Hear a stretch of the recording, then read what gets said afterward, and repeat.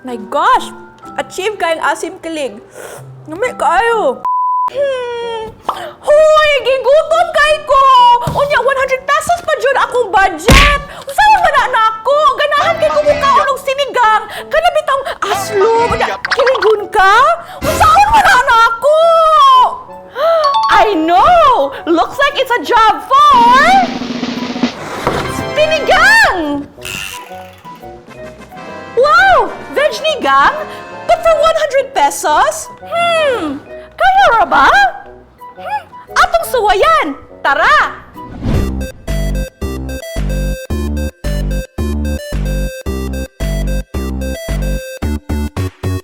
Okay, so na-prepare na tanan atong ingredients, mangluto na ta. Step 1. Add water to a pot with your onions, tomatoes, and Knorr shrimp cube and wait for it to simmer.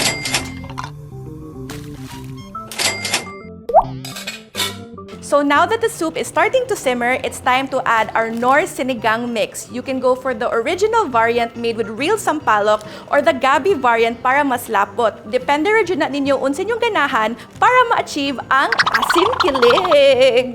So now that we've added our Knorr Sinigang mix, it's time to add the rest of the vegetables. Once it starts to boil, add your radish, batong, eggplant, and sili espada.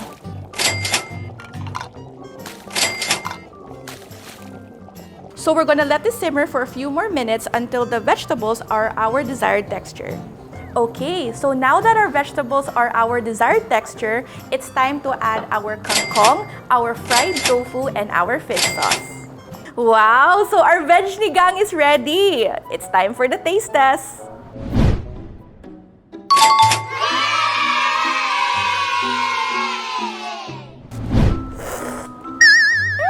My gosh! Achieve kayong asim kilig. Namay kayo. And for me, sabaw palang daan, sudan na. Sulit kaayo. Tagpila ni 100 pesos? Uy. Knorr veg nigang is a wow for me. Guys, namay kaayo. Tara.